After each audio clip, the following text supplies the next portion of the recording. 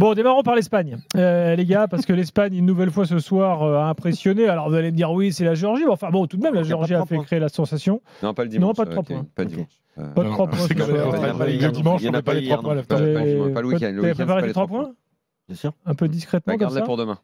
Ok. Alors, tu sais quoi, Kevin? Je veux pas te vexer, on va les faire. Jingle. L'important, c'est l'essentiel. Le plus important, c'est les 3 points. Souvent, l'essentiel, c'est le plus important. Kevin qui a sorti 3 non. points. Daniel, il est chaud sur moi, c'est le premier point.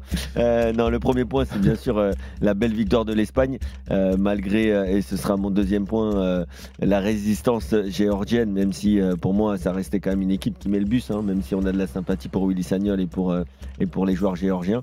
Et en 3, c'est encore une fois Bellingham, parce que je vais faire un peu le buzz, mais je pense que Bellingham, c'est déjà une légende du foot, en fait. Le gars, il a 19 ans, c'est une légende du foot. Je ne sais pas ce qu'il fera du reste de sa carrière, mais il va te sortir dans un match cataclysmique pour son pays un ciseau retourné. Bon, c'est pas le ciseau de retourné de l'histoire, mais quand même un beau ciseau à la dernière seconde du match sur une tête déviée. Ouais, c'est quand même ouf ce qu'il arrive à faire depuis le début de sa carrière, ce type. Du coup, Daniel, t'as 3 points ou pas du tout? La tornade espagnole avec ce rendez-vous au-delà du match fantastique que j'ai vu ce soir, le rendez-vous déjà très excitant fixé à vendredi 18h, match contre l'Allemagne.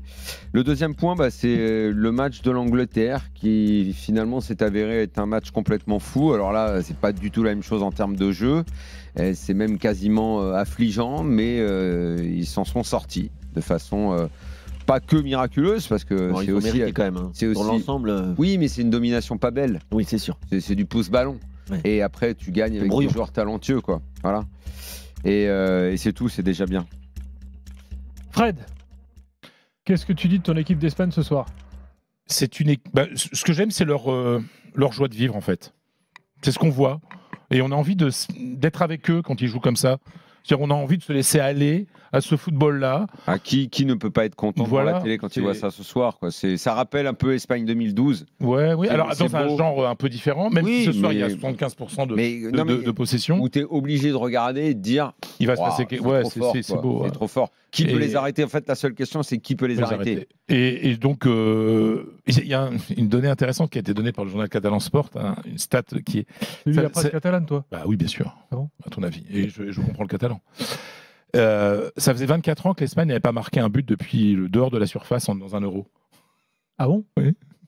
C'est ouf ça. Donc c'est quand même assez rigolo. Donc voilà, c'est pour dire aussi que voilà, moi je trouve que mon but préféré, c'est le but de Nico Williams, parce qu'il symbolise pour moi cette union des deux styles de l'Espagne, c'est-à-dire qu'au départ il y a un travail ultra technique de Fabian Ruiz. Et le râteau et la passe. C'est qui, lui, Fabien Ruiz? Où est-ce qu'il joue? Je ne connaissais pas. Laisse-moi terminer ma phrase quand même. Tu sais où il joue, toi? Non, mais laisse-moi terminer ma phrase, s'il te plaît. Jamais vu. Je sais pas où il joue. Laisse-moi terminer ma phrase. Il a fait quelques bons matchs. Bon, ça y est. Vas-y. Non, mais je termine ta phrase. Bah oui, mais je termine ma phrase. Non, mais ce qui est très intéressant, je redis, c'est cette union des deux styles de l'Espagne, le côté hyper technique du milieu de terrain, avec un Fabian Ruiz qui fait un râteau et qui après lance, et après c'est la verticalité et la vitesse avec Nico Williams. Donc c'est cette union de ces deux styles que l'Espagne est capable d'utiliser pour battre son adversaire.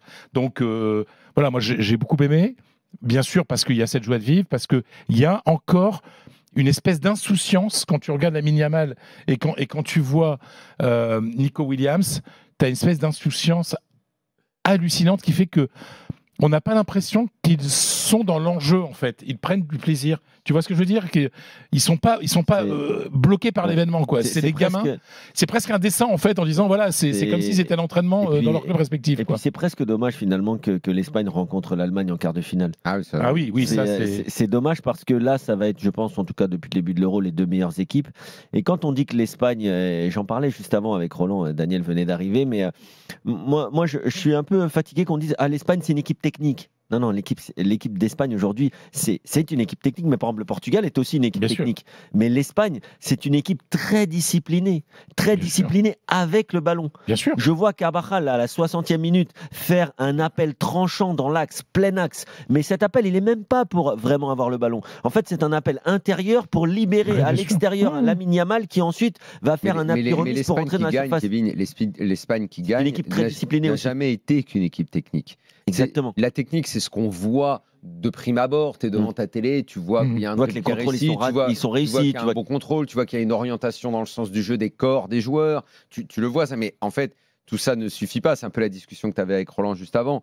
C'est au-delà de cette technique qui effectivement est au-dessus de la moyenne, c'est l'intelligence du collectif qui fait. Parce que comme tu dis, les Portugais ont des joueurs tout aussi techniques. Qui en a d'autres.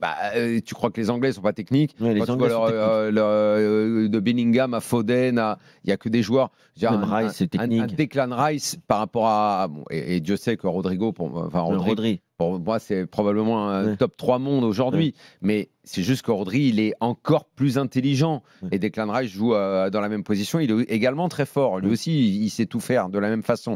Mais Rodri, il a quelque chose en plus dans l'orientation, dans la compréhension du jeu, ils sont ensemble, la lecture de ce qui se passe. C'est un collectif. Ils arrivent à jouer ensemble. À un moment, je crois qu'il y a 2-1 pour l'Espagne vers la 65e.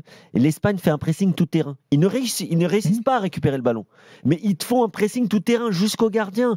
Et ensuite, il y a touche pour la Géorgie. Mais les Géorgiens, ils sont tellement cuits qu'en fait, l'Espagne récupère. C'est le système de la tenaille qui était très utilisé à Barcelone et très utilisé à la Grande Espagne. Quand on a les débats sur le jeu, et sur les gens qui disent on peut gagner comme ci, on peut gagner comme ça et tout. Ok, très bien, ces débats sont très intéressants. Ok, mais mine de rien, on est quand même tous d'accord. Quand on voit l'Espagne jouer comme ça, et imagine qu'ils aillent au bout, allez, prenons la référence 2012, ça fait l'unanimité. C'est ça. Tout le monde kiffe. Ça joue, c'est génial. Ça fait l'unanimité. Alors que, j'en sais rien, moi, le dernier vainqueur de l'Euro, l'Italie, il gagne, ça fait pas forcément l'unanimité. Quand la France gagne en 2018, ça fait pas l'unanimité. Pas du tout. Ça rassemble pas. Ni le Portugal en 2016. Donc quand on dit, ouais, les styles de jeu c'est pas important ou le ceci où il y a que le résultat qui compte, toutes ces foutaises qu'on entend sans arrêt. Non, c'est pas vrai. C'est pas vrai. Au fond de nous, chaque amateur de foot qu'on a joué au foot quand on était gamin, à 2, à 3, à 4 dans la cour en vrai match, quand tu commences en club et tout, ce qu'on aime, c'est avoir le ballon.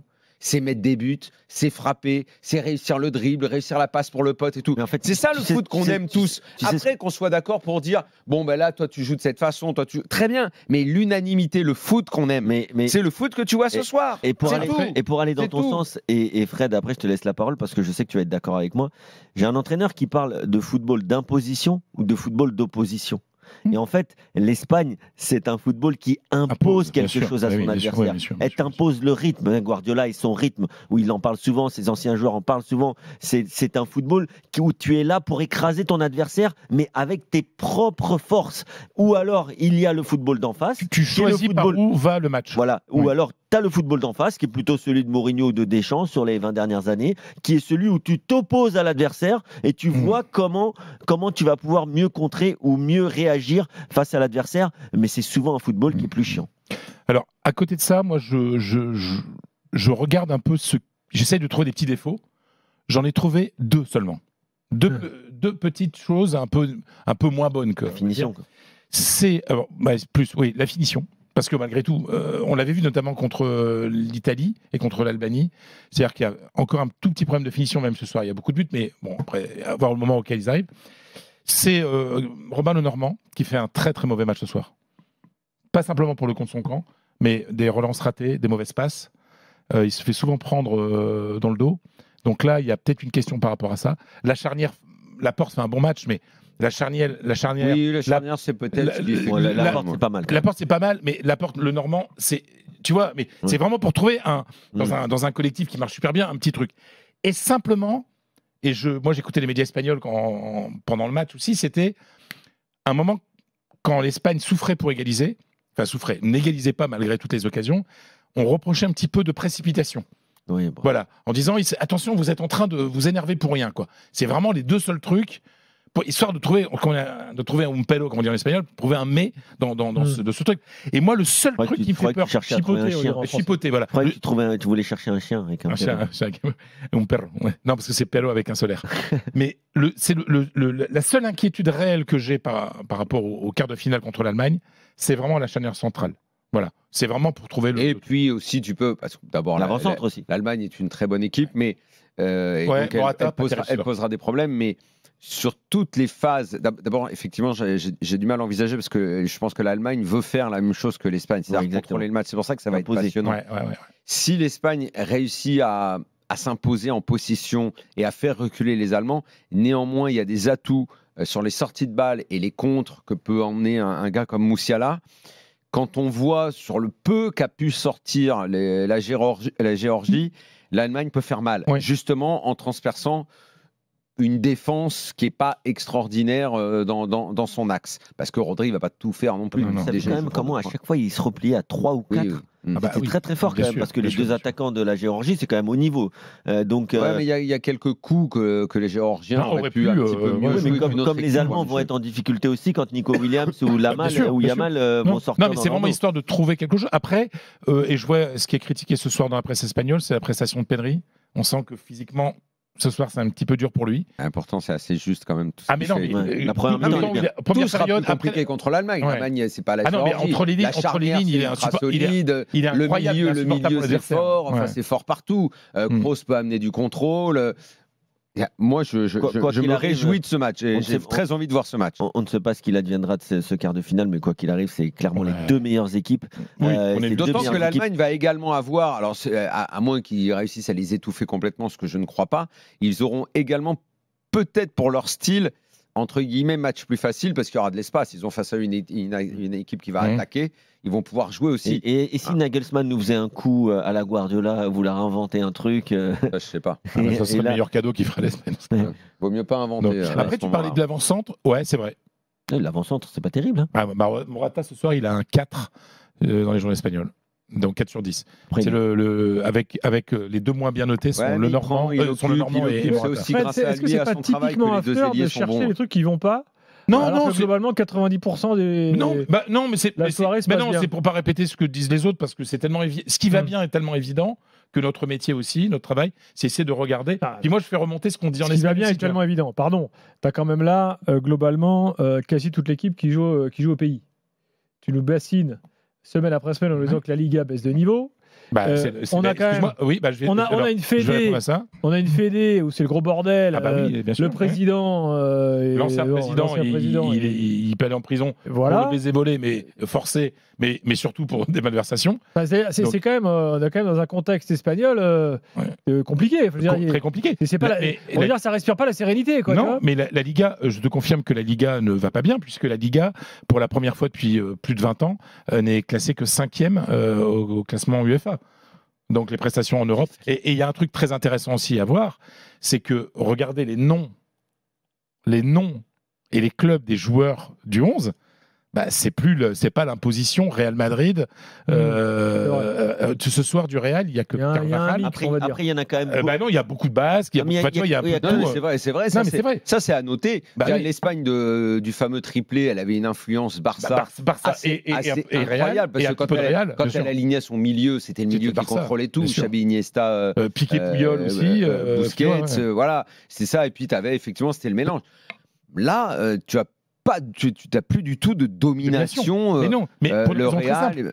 Une raison très simple, c'est que comme il n'y a pas assez de grands joueurs en Espagne pour le Real et le Barça, eux, ils vont chercher plutôt à l'extérieur, surtout le Real. Donc, ce qui fait qu'ils ne se retrouvent pas. Donc, c'est aussi significatif de ce qui se passe aujourd'hui dans le championnat. On est d'accord que Fabien Ruiz, il est quand même passé par la matière.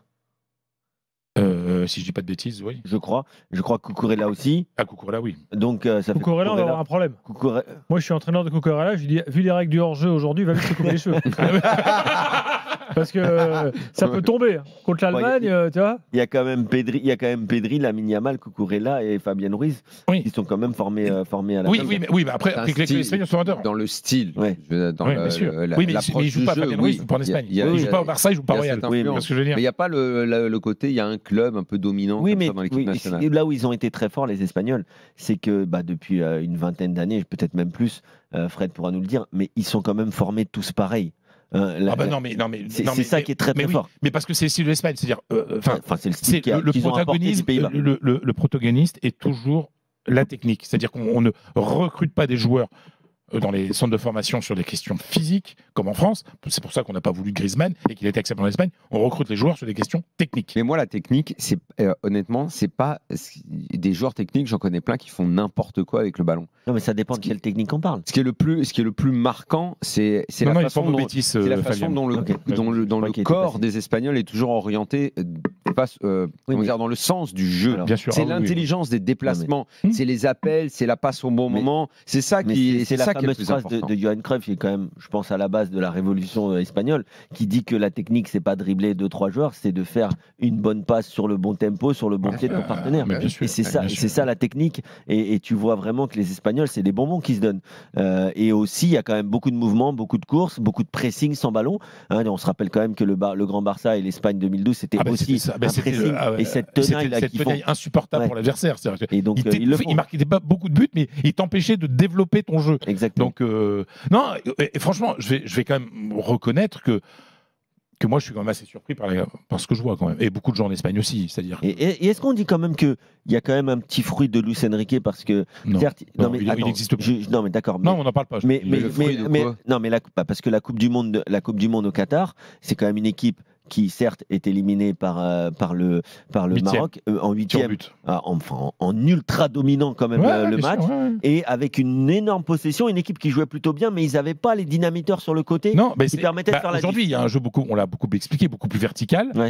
Qui est quand même, c'est une bombe pour l'Espagne. C'est-à-dire qu'on revoit les images là de Nico Williams, mais c'est tellement dur de l'arrêter. Et c'est marrant parce que tu dis Nico Williams et Lamine Yamal font la même chose, mais ils sont différents. Très différents. Tu vois ce que je veux dire? Il y en a un qui est plus fin, plus chaloupé, l'autre qui est plus explosif. Nico, il est plus taureau, quoi. Taureau, plus explosif, plus physique. Lamine Yamal, c'est de la douceur avec la balle, une précision et tout. Et donc, ça, c'est. Non, moi, je trouve ça. Dans un instant, on va faire une évaluation. Il faut qu'on reparle un peu plus sérieusement de Fabian Ruiz quand même. Daniel, à chaque fois, veut le ramener au PSG. Il n'a pas complètement tort, parce que c'est vrai que les Parisiens, d'ailleurs, durant cet Euro, sont plutôt bons. Vous avez remarqué. Donnarumma transformé. Vitinha est bon, Mbappé, je ne sais pas. Fabien, c'est bizarre parce que normalement, quand tu es dirigé par un génie, tu devrais exceller en permanence. Sauf en équipe de France, en fait. Quand ils quittent le génie, ils sont moins bons. C'est bizarre. Je crois que tu as un fait pour Nico Williams. Ouais, moi j'aime beaucoup parce que. Il est meilleur que son frère, en fait? Oui. Oui, bah oui. Okay. Bon, son frère a été très important. L'homme qui n'était jamais blessé. Ouais, non, mais il avait battu un record avec la tête double. Et lui, il joue pour le Ghana, le frangin. Ouais. Donc, mais je trouve que Nico Williams, il a un côté. Alors, j'aime le côté petit taureau, en fait. Le côté, tu vois, qui défonce tout comme ça. J'aime bien ce côté-là aussi, quoi. Lamine Yamal est plus fin techniquement, mais lui déjà, mais lui il a dit la technique et une puissance physique qui me plaît. Oui, c'est une des révélations. Après, tu le connais depuis longtemps, mais c'est mine de rien une des révélations de l'Euro, Nico Williams. Pour les gens, c'est-à-dire que les gens avaient plus l'habitude de voir Lamine Yamal tout simplement parce qu'il joue au Barça et que Nico Williams qui peut-être va partir au Barça. S'il trouve l'argent. Alors, mais bon, il y a un système de payer 25 millions, puis après 10 millions, puis 10 millions. Barça réussit toujours à faire des montages bizarres. Et ça lui coûte cher après 5 ou 10 ans. Ils ont pris l'oseille de Nike, là, tout d'un coup, pour faire des recrutements. Bah oui, parce que sinon, c'est 100 millions pour pouvoir être autorisé à recruter. Enfin, tout ça est très compliqué. Mais je trouve que j'aime beaucoup Nico Williams et il a quelque chose de. Il y a un petit peu de l'ancienne Espagne, vous savez, l'Espagne de la Furia, tu vois, mais avec. Ah ouais, celle-là, on l'a oublié. On l'a oublié, mais tu vois, il y a un côté aussi de jamais renoncer, tout ça qui me plaît. Moi, ce que j'aime beaucoup sur Nico Williams, c'est ce que beaucoup de joueurs ont du mal à faire d'ailleurs, c'est qu'en fait, il joue juste. Malgré que ce soit un feu follet, plutôt un dribbleur, c'est un gars qui fait pas de gestes superflus. Non. Il n'y a pas de provocation de l'adversaire. C'est pas un mec de côté tout droit pour le coup. C'est un gars qui est capable de jouer en son démarrage, là, le train inférieur, le démarrage, il est. C'est un joueur très très explosif. Ouais, l'explosivité, ça c'est. Tiens, Firas est avec nous pour l'évaluation. Salut Firas. Ouais, salut tout le monde. Salut. Je voulais parler de Fabian Ruiz. Ouais, je voulais parler parce que en fait, j'ai entendu Daniel qui a commencé à souffler là en parlant de Luis Enrique en disant nanana avec le PSG, nanana, c'est un génie, il est aussi fort. Faut faire une petite piqûre de rappel à Daniel et lui expliquer que Mbappé qui finit deuxième ou troisième meilleur buteur du championnat européen confondu. Il fait une saison excellente avec le PSG sous Luis Enrique, il met pas un pied devant l'autre avec l'équipe de France. Dembélé qui fait une saison de malade avec le PSG, mais pas un pied devant l'autre avec l'équipe de France. Hakimi qui faisait un super début de saison, lui, il est parti en sélection avec le Maroc, il a plus rien foutu. Didier Donnarumma qui fait une super saison aujourd'hui, qui fait un super euro avec l'Italie, lui il est sur sa lancée. Donc faut arrêter avec la fixette sur Luis Enrique et dire Lara Fabian, ok, s'il est pas fort avec le PSG, qu'il est fort avec l'Espagne, il y a des joueurs qui sont forts avec la sélection, qui sont pas forts avec le club. Mais la fixette sur le coach, à un moment donné, il faut redescendre un peu. C'est tout. Il y a des joueurs qui sont forts avec le PSG, qui foutent rien avec la sélection, et c'est pas des joueurs de second plan. Donc voilà, c'est juste pour remettre un peu, pour rendre un peu aussi à Luis Enrique qui a rien demandé, qui se retrouve comme ça à se prendre des balles perdues, alors que l'Espagne vient de gagner, c'est qualifié, tout le monde est content. Et tout à l'heure, il y a Kevin qui a un peu évoqué Luis Enrique. Vous l'avez dit non, personne n'en parle et tout. Bah très bien, ok, personne n'en parle. On arrête là. Je sais pas pourquoi vous rentrez dans des trucs. Enfin, Daniel, hein, je parle pas des autres. Ouais, non, faut voir si l'autre il était si fort, c'était vraiment un génie. Je sais pas. La fixette, on est là, c'est l'Euro 2024. On passe à autre chose et puis c'est bon, on arrête de casser les pieds à Luis Enrique. Bon, Daniel, qu'est-ce que tu veux dire à Firas? C'est bien d'être fan de cet entraîneur. Très bien. Donc, je ne vais pas refaire toute la liste des joueurs, mais je ne vois pas où est-ce que Dembélé a fait une très belle saison au Paris Saint-Germain. Déjà, j'ai un petit peu de mal à comprendre où est-ce qu'il a été. Dit une saison de malade. Si une saison de malade, c'est la saison de Dembélé, alors je ne sais pas la saison qu'a fait Foden à Manchester City. Je ne sais pas la saison qu'a fait Rodri à City. Je ne sais pas. En fait, tu as un dictionnaire qui ne doit pas contenir les mêmes mots que moi. Ensuite, Fabien Ruiz, oui, pour parler que de lui, évidemment, on n'est pas aveugle, on est quand même devant les matchs de l'Euro et on voit qu'il c'est un autre homme. Il joue de façon complètement différente. Et si, d'ailleurs, on était complètement honnête, quand il est arrivé au PSG, celui qui le défendait beaucoup et celui qui disait c'est plutôt un bon recrutement, j'aime bien ce joueur, j'aime bien la technique qu'il peut amener, on a du mal un peu à savoir quel est son meilleur positionnement. À Naples, des fois, il jouait devant la défense. Là, il joue 8, au PSG, il joue 8. On ne savait pas trop. Néanmoins, il y avait une base chez ce joueur que j'aimais beaucoup. Qu'est-ce que je n'ai pas entendu après ? Je me suis fait démonter. Après, j'ai bien dû voir moi aussi que l'année dernière et cette année, il était plus souvent décevant que satisfaisant. Donc, il y a probablement un contexte où il n'est pas encore complètement épanoui. Voilà, donc peut-être qu'il sera épanoui la saison prochaine. Parce que s'il joue à ce niveau, tu peux être sûr qu'il y a peu de chances que je demande absolument à ce que Vitinha rejoue 8. Parce que si dans le milieu de terrain du PSG, Fabien Ruiz, il joue comme je le vois jouer là avec l'Espagne, qu'il est décomplexé, qu'il n'a pas peur quand le ballon arrive sur lui, qu'il ne doit pas être dans un confort où il faut que tous les mecs soient à 10 mètres pour qu'il réussisse une passe, et qu'il ose frapper au but comme il frappe là, t'inquiète pas, il peut jouer 8 au PSG, je serai le premier content. Après, il sera le premier content de Fabien Ruiz. Fabien Ruiz, n'oubliez pas qu'il n'était même pas à la Coupe du Monde. Hein. Voilà. C'était le Kidam de chez Kidam. Hein. Mais bien entendu, mais pour les Espagnols aussi. Ah ouais. Bien sûr. Fabien Ruiz, c'est un bon joueur espagnol, mais ça n'a jamais été considéré comme un crack. Donc c'est grâce à sa saison au PSG qu'il est là en fait. Donc c'est un peu grâce à Luis Enrique qu'il est là quand même. Ouais, un peu comme Vitinha. Oui, après le fait c'est grâce au PSG. Après, Kevin, faut arrêter de raconter n'importe quoi. Quand tu joues à côté, comment ça c'est grâce au PSG ? Le fait d'être au PSG et de jouer la Ligue des Champions, ça donne une visibilité. Mais d'accord, mais il faut quand même y jouer dans eux-mêmes. Il faut quand même y jouer dans l'équipe. Excuse-moi, et dans cette équipe, tu vas faire jouer qui à part Vitinha dans cette équipe ? Mais n'attribue pas des rôles inutiles. Mais non, là t'es dans ta fixette là. Excuse-moi, là moi je. Fabien Ruiz, il est bon au PSG cette année, Kevin. Attends. Non, j'attends pas. Il est bon cette année. S'il est sélectionné. Non, dis-moi, il est bon ou pas ? S'il est sélectionné. Non, j'en ai rien à foutre. Tu me réponds. Il est bon ou pas ? Attends, il est bon ou pas ? Tu m'as dit qu'il n'était pas à la Coupe du Monde. Donc s'il est sélectionné, c'est parce que qu'il a la visibilité du PSG. Mais c'est quand tu joues au PSG, t'es plus visible. Si t'as la visibilité, que t'es nul, tu vas pas être sélectionné. Est-ce qu'il a été bon cette année ? Il a été correct. Bon, correct. On peut dire quelque chose ? Correct. Oui, correct, c'est pas mauvais. Correct. Correct dans l'équipe. Tu lui donnes quoi comme note ? Alors attends. Tu lui donnes quoi comme note ? Laisse-moi te répondre. T'es correct dans une équipe qui fait demi-finale de Ligue des Champions. Ouais. Là, tu as la visibilité parce que tu es correct. Et surtout, tu es titularisé par Luis Enrique. Donc toi, t'es pas étonné par son niveau à l'Euro par rapport à ce que tu vois de lui cette année au PSG ? Non, honnêtement, non. Moi, je le trouve pas extraordinaire à l'Euro non plus. Je trouve que tu retrouves un Fabien Ruiz. Laisse-moi terminer. Tu retrouves un Fabien Ruiz. Tu vois le même que le PSG là. Alors attends. Dans ses prises d'initiative, dans ses passes, quand tu voudras bien me laisser parler, je vais te répondre. Là, tu retrouves un Fabien Ruiz. Parce que moi, je veux bien faire des fixettes, mais en face, il faut arrêter la malhonnêteté intellectuelle. D'accord. Tu vois, le pire, c'est d'être malhonnête. Daniel, avec moi, ça marchera pas. Kevin et ensuite Fred donnera son avis. Si je peux en passer une, ce serait bien. Attends, c'est à moi de répondre. Déjà, donc, en fait, Fabien Ruiz, on retrouve le Fabien Ruiz qui a été très bon par séquence au Napoli, quand il est dans un système de jeu bien rodé, où tu le sens à l'aise avec ses partenaires. Il n'est pas rodé le système au PSG ? Attends. Au Paris Saint-Germain. Faut savoir, tu te contredis. Mais non. D'abord, il brille parce que il est dirigé par un cadre, et puis après, non, faut savoir. Sinon, C'est pas le DRCO. Le gars qui disait du bien de Fabien Ruiz, le mec qui mettait en avant sa technique et qui pouvait apporter, c'est moi. Mais donc arrêtez de raconter n'importe quoi. Je suis pas l'auditeur qui te dit qu'il faut pas que tu fasses.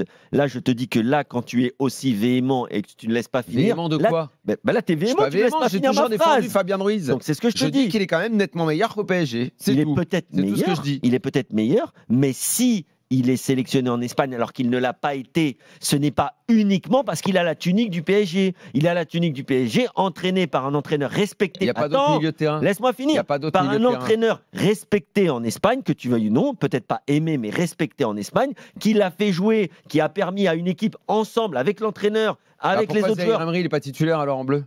Ça n'a rien à voir là. Pourquoi ça n'a rien à voir dans tous les sens. Pourquoi ça n'a rien à voir? Tu me parles de Zaïre Emery, je te parle de Fabien Ruiz. Passons à autre chose. Tout le monde est sélectionné par Daniel. Je t'ai dit correct. Fred, fais sur Fabien Ruiz le mot de la fin pour toi. Et on relance pas derrière. On peut peut-être regarder simplement qu'il joue à côté de Pedri et surtout de Rodri. Merci. C'est pour ça que je te dis.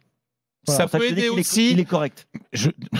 Ça peut aider aussi à te libérer sur la pelouse quand tu as le meilleur joueur au monde à son poste qui s'appelle Rodri à tes côtés et qui te garde des arrières. Bien sûr. Fred, est-ce que la défense centrale franco-espagnole est un problème en Espagne? C'est-à-dire, est-ce qu'on dit ouais, c'est français, là, ils sont pas au niveau? Si ça marche pas, ils le diront. Si ça marche, c'est toujours pareil dans ces cas-là. Ouais, ça viendra après. Il y a eu des critiques un peu xénophobes. Voilà, sur des gens il y a eu des critiques un peu xénophobes en disant pourquoi on est allé chercher naturaliser des Français. Le Normand, Laporte a très bien répondu à ça en conférence de presse. Après, il y a un truc très rigolo. C'est Oussem Loussaïev qui me faisait remarquer, c'est que après le but contre son camp, le Normand il dit putain. Donc voilà. Alors que moi, il dit putain, et ça vient en français, alors que moi, je dis Rodel, je dis même pas putain. Donc c'est dire qu'il a besoin d'un peu plus d'intégration. Mais de toute façon, il y a qui pour jouer? Je vois même pas. Il est pas là. Il y a Nacho, on va voir comment il est physiquement, puis il y a Viviane. Ouais. Viviane c'est pas non. C'est pas non plus. Non, mais, attends, excuse-moi. Si ils ont naturalisé 2 Français, si le titulaire Laporte naturalisé, il vient de passer une année en Arabie Saoudite, c'est parce qu'il n'y a pas d'évidence non plus en charnière centrale. Je pense vraiment que c'est peut-être là la petite faiblesse. Après, le Normand, c'est un bon joueur. Un bon joueur, très respecté. Un bon joueur. À la Real Sociedad, très bien. Il intéresse beaucoup l'Atlético. Et si Simeone s'intéresse à lui, c'est pour quelque chose. Hein, je pense que s'il vient au PSG avec Luis Enrique, ça devient une star. Merci Fredo. Merci les amis. Vendredi 18h, la match Allemagne-Espagne quoi. Bon, je pense qu'on va se faire enfler par les arbitres. Oh non, pas toi. Mais si, l'Allemagne chez elle. Ça existe les arbitrages maison? Attends, l'Allemagne, ça va être un petit peu plus dur pour l'Espagne à cause de ça aussi. Non, si, normal. T'as pas le droit de développer ces théories du complot 4 jours avant. Pas ici, pas aujourd'hui. Pas après tout ce que tu as fait. Exactement.